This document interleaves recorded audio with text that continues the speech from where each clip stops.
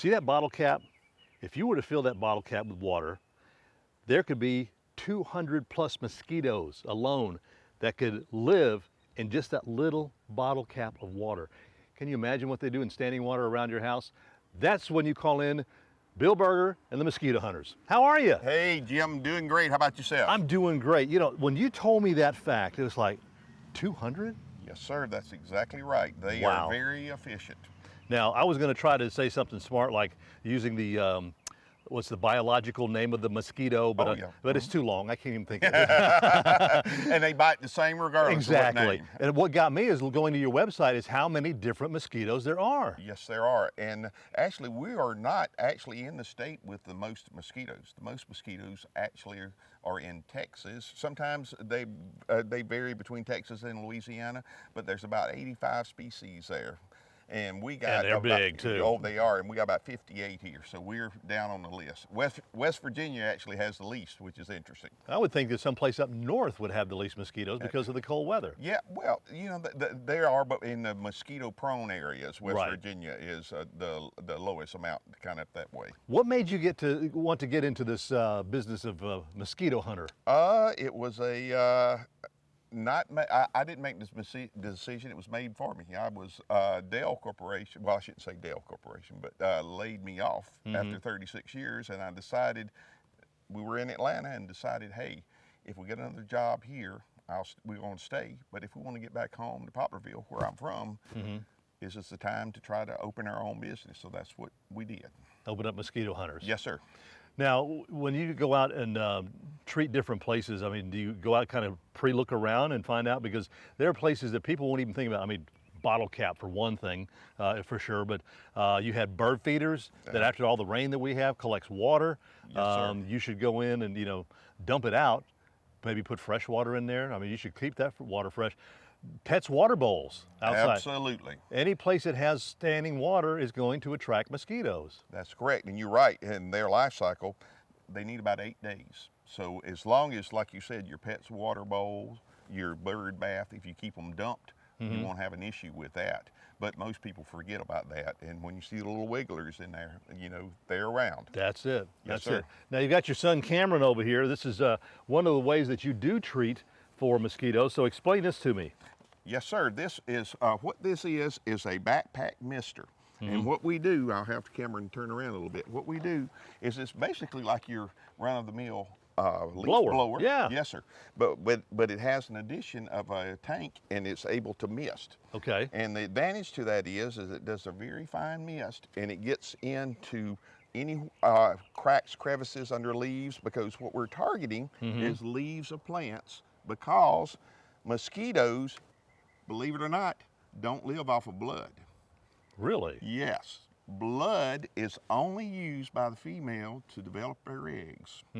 And at any rate, they live off nectar just like normal other insects. Like bees and things like that. That's right. And so what we do is we spray with this backpack blower, and it creates a fog that actually, the product we use has a sticker in it that makes it stick to wherever we're spraying. Yeah.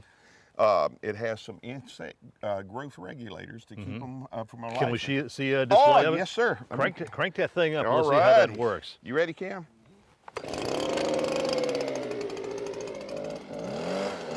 It is a very fine mist. Yes, sir. There's a fine mist, and it gets everywhere in the leaves, up under the leaves there. Right, I can see that. Yes, sir. And we use that. We also do flea and tick control, and also perimeter control. All right. We mentioned fleas and ticks, and we'll talk about that in just a second. But what about if you have an area that you can't get in with the mister? I mean, is there some places like that? There sure is. For example, if you are you were using us for your service, but say your neighbor is really causing the problem, but he doesn't buy the service, or it's a wooded area that's not yours. Sure. We have ability to actually attack those mosquitoes at their source. And that is actually one of these mosquito stations. And really? Yes, sir. And what this mosquito station does is we actually fill it with water. We have a specific product that goes in here that does two things. It actually has an insect growth regulator that will kill any eggs that are laid in the water. The actual mosquito comes in, there's a little netting in there, he touches it, gets it on him, flies back to the area that we can't spray, and delivers this product to that area, so that it takes a little longer, but it will build up, and then it will become effective and knock them out where their source is at. He's like a ninja. Yes, sir. That's it. Talk about, if you would, a little bit, you know, another problem that we have down here, fleas, ticks. I mean, you've got the deer ticks that, you know, Yes, sir. can cause Lyme disease. That's correct. Which is it's a big problem. How do you go about treating them? Okay, what we do with the flea and tick treatments, we actually come around into the areas where the flea and ticks, first off, you know where they're at, or like where animals, dogs are staying, etc. Sure. We will actually treat that area. We also will treat a perimeter around your house, up the wall and down the side on the grass itself. So we put a barrier there so that they won't come in. And the most misunderstood portion of that is you can never get them in one treatment. Right. Because they have a life cycle. Their eggs and pupa, you can't do anything with them.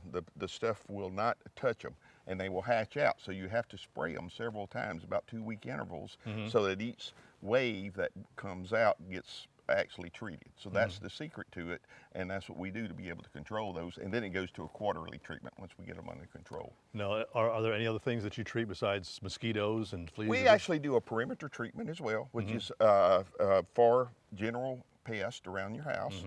And we treat them for that. We don't do anything inside the house. All the stuff we do is external to the house. Right. And so we can do perimeter, flea and tick, and mosquito being our forte. Right. Well, I can see that from the Yes, sir. From the sign on the side of your van here.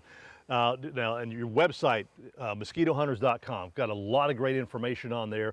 Looks like you got a great crew on there as well. We do. That covers the entire Mississippi Gulf Coast. What? Yes. I mean, all 6 lower counties? Yes, sir. We go from state line to state line, and as far north as Lumberton and Lucedale. Okay. All right.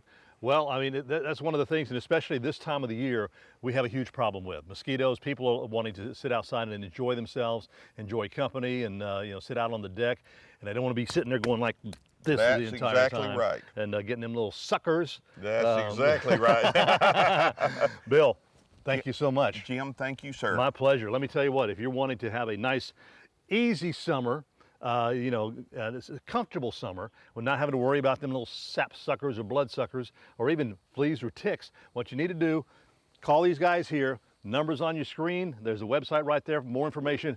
It's the Mosquito Hunters.